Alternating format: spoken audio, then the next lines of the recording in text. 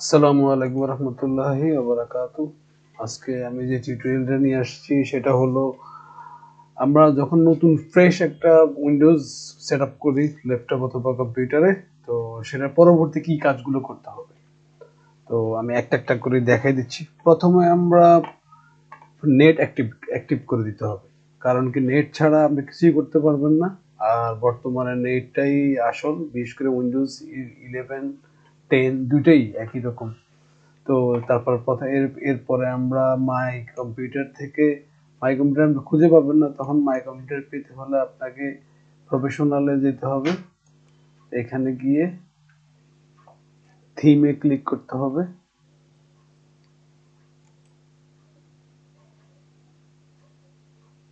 Theme থেকে desktop icon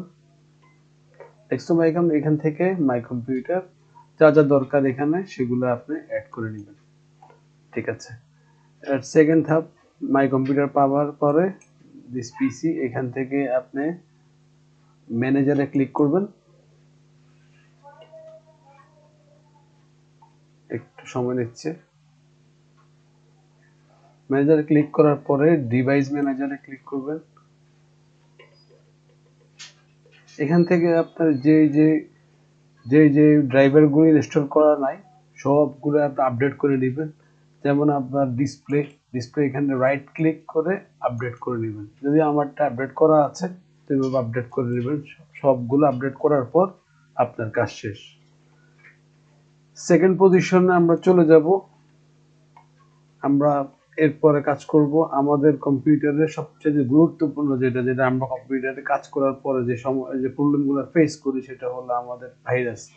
তো সেখানে আপনার এইখানে ডবল ক্লিক করে খুলতে পারেন, রাইট ক্লিক করে খুলতে পারেন। এটা ক্লিক করবেন, এখানে উইন্ডোজ সিকিউরিটি, এটা আসার পরে আপনি এখানে সব এই উইন্ডোজগুলোকে আপডেট করে নেবেন।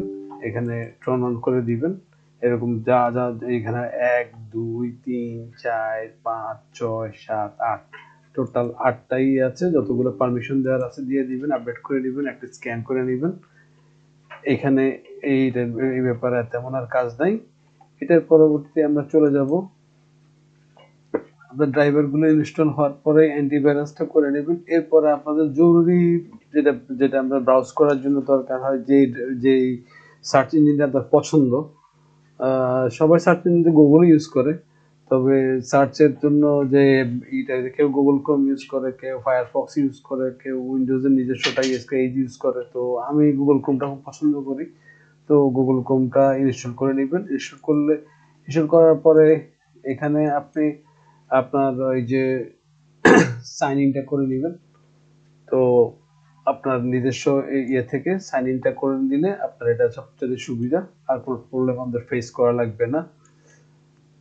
এরপরের ব্যাপারটা হলো সবচেয়ে গুরুত্বপূর্ণ সেটা হলো সবসময় আপনার যে ড্রাইভ আছে সেই ড্রাইভের এখানে আপনার আপনার এই যে কত পার্সেন্ট কোথায় কোথায় কোনো ঝামেলা আছে কিনা দেখে নেবেন।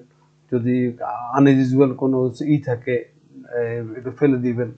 সবসময় এটাকে, বিশেষ করে সি ড্রাইভটাকে আপনারা মিনিমাম 16 থেকে 20 জিবি 25 জিবি পর্যন্ত ফ্রি রাখবেন, না হলে কিন্তু আপনার এটা কদিন পরে সমস্যা করবে। আর উইন্ডোজ আপডেট হওয়ার পরে এরপরে আপনি এটাকে সি ড্রাইভ থেকে ক্লিন করে নিয়ে আপনার ওই যে সিসি আমি দেখিয়ে দিয়েছিলাম আমার আরেকটা ভিডিওতে, তারপর আরেকবার দেখিয়ে দিচ্ছি। রাইট ক্লিক করে এখানে আপনার প্রপার্টিতে যাবেন। প্রপার্টিতে গিয়ে এখানে ডিস্ক ক্লিন আপ করে নেবেন। ডিস্ক ক্লিন আপ করে নিলে আপনার মেশিনটা অনেক ফাস্ট হবে এবং অনেক ভালো কাজ করবে।